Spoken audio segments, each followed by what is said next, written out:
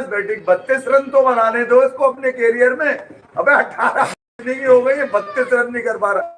28, 29, 30, 31 यही चल रहा है। अच्छा ये लो जी भाई लोग, एक और टेस्ट इनिंग और एक और बाबर आजम का फेलियर।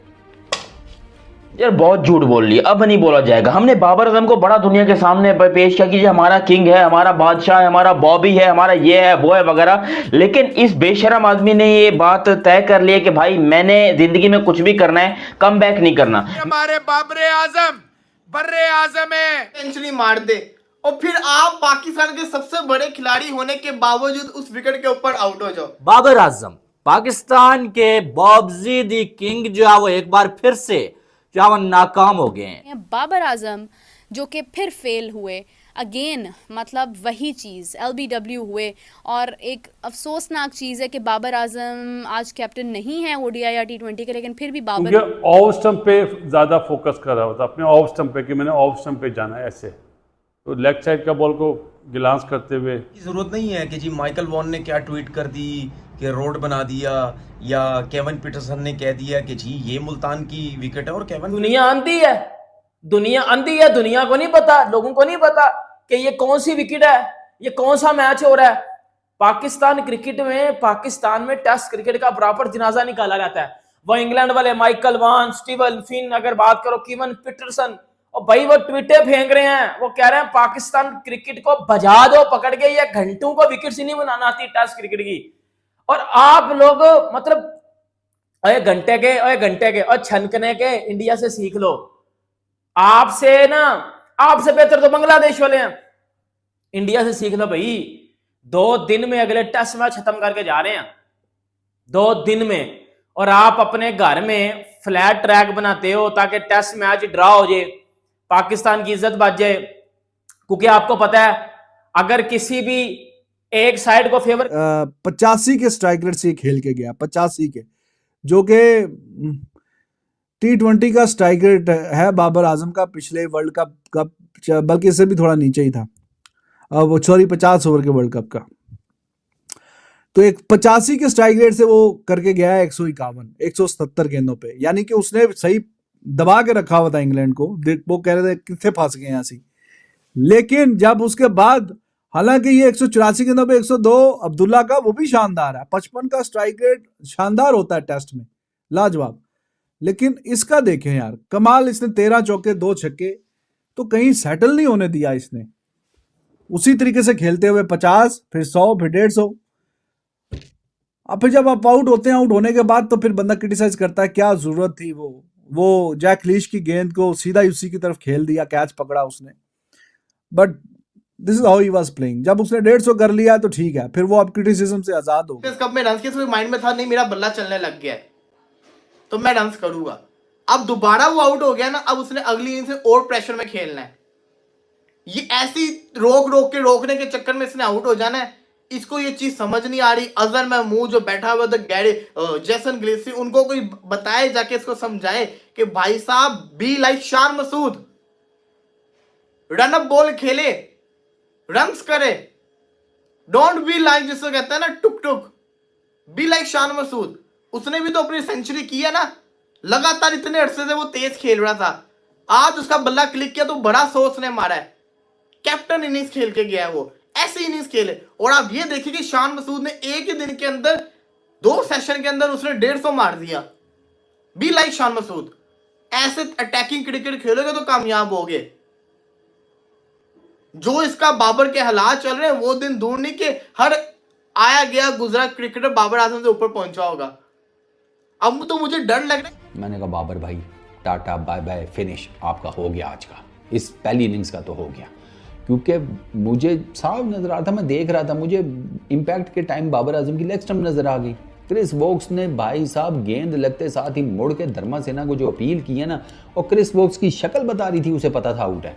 धर्मा सेना ने भी कहा हो गया बाबर भाई। अच्छा, बाबर भाई ने रिव्यू ले लिया, रिव्यू में जनाब बात सही साबित हुई। वो लेग स्टंप नजर आ रही थी, पैड पे गेंद लगी, बाबर भाई आउट। मिडल लेग स्टंप को बॉल जाकर ठोक रही थी।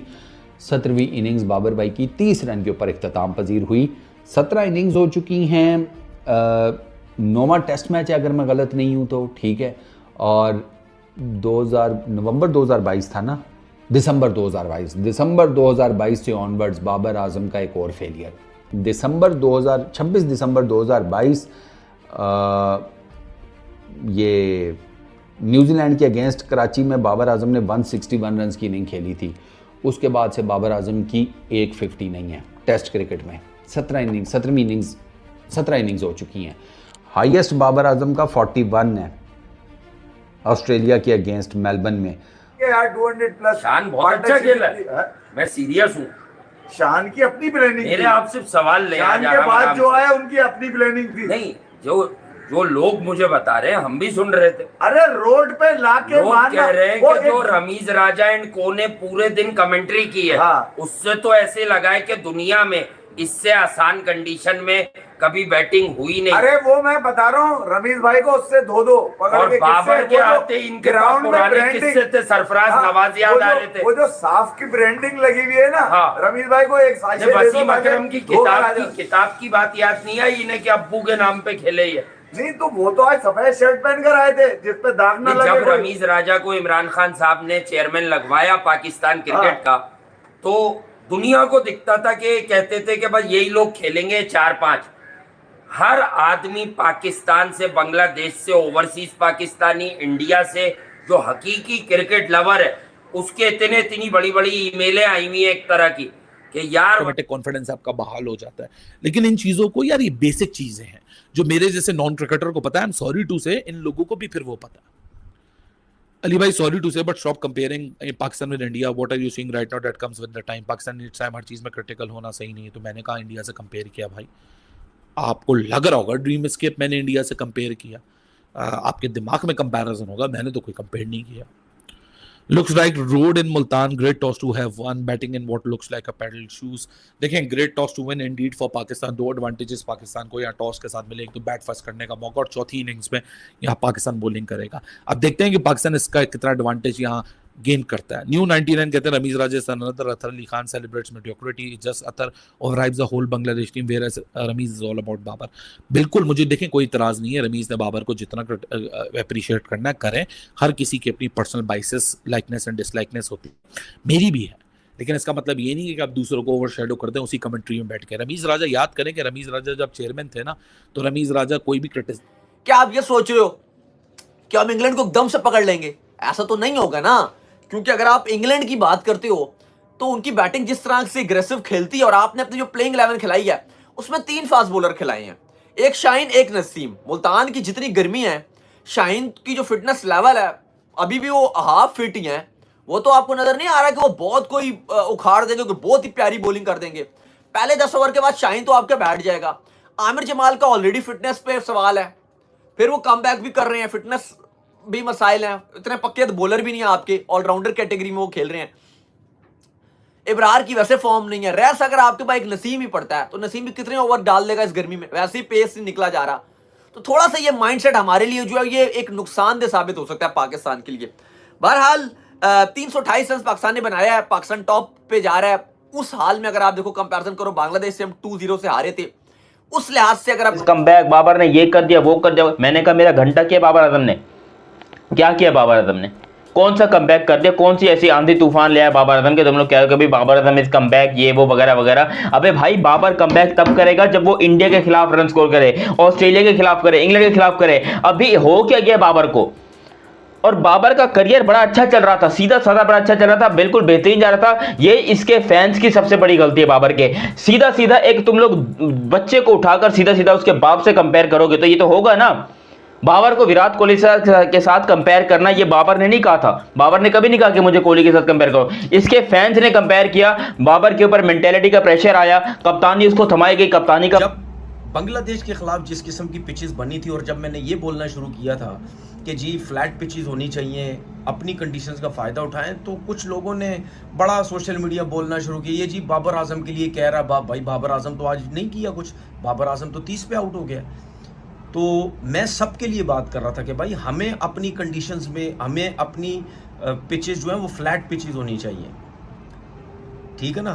तो बाबर के लिए मैं ये मैसेज दूंगा कि ठीक है आउट ऑफ फॉर्म है, सब कुछ है, रन्स करने की कोशिश कर रहा है, 30, 40, 45 इतने रन्सों पे वो आउट हो रहा है, लेकिन मेरा मैसेज ये भी है बाबर को कि देखें, ऐसी पिचेस पे आपका रन्स करना बहुत ज़रूरी है, क्योंकि ये बहुत सीधी पिचेस है। अगर आप यहाँ पे भी रन्स नहीं करेंगे तो फिर तो बहुत ज़्यादा सवालात आपकी बैटिंग पे उठने लग जाएंगे कि यार ये यहाँ पे क्यों नहीं रन्स कर रहा। तो लोग जो हैं वो अपने यूट्यूब चैनल पे बाबर के अगेंस्ट जाते रहेंगे।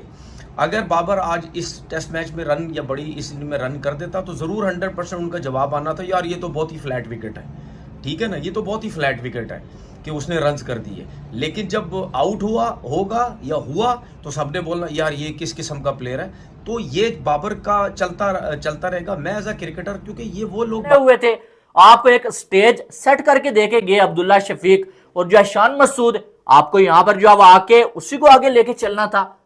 आप जो है 5-5 ओवर्स के बाद एक चौका लगा रहे हैं भाई, और आप जो है 71 बॉलों पे 30 बना के आउट होके चले गए। जहां पर शान मसूद कैप्टन, जिसके शोल्डर्स पे सबसे ज्यादा जिम्मेदारी थी, वो आके जो है बेसबॉल खेल रहा है, रना बॉल वो खेल के जा रहा है, वो छक्के और चौके लगा रहा है, वो जो है वो स्पिन बॉलर्स पे भी अटैक कर रहा है, फास्ट बॉलर्स पे भी अटैक कर रहा है। लेकिन ये जो है वो साउद शकील और बाबर आजम की मुझे समझ नहीं आई क्या कर रहे हैं। साउद शकील अभी 72 बॉलें खेल के 35 पे जो है वो खड़े हैं भाई जनाब, और खड़े ही हैं सिर्फ, फिर जो नजर आ रहा है हमें कहीं जहां इतने सारे प्लेयर्स कुछ कर रहे हैं वहां पे बाबर भी कुछ कर जाएंगे, कम से कम 50 तो बना जाएंगे, लेकिन बाबर उतना भी नहीं कर पाए हैं। सिर्फ 30 ही रन जो है बाबर मुश्किल से बना सके हैं।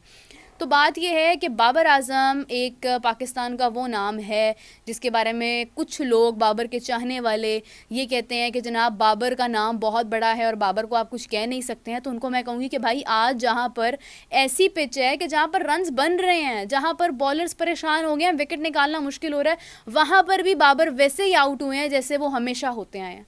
साइम अयूब वैसे ही उन्होंने शॉट मारी है जैसे वो हमेशा मारते हैं।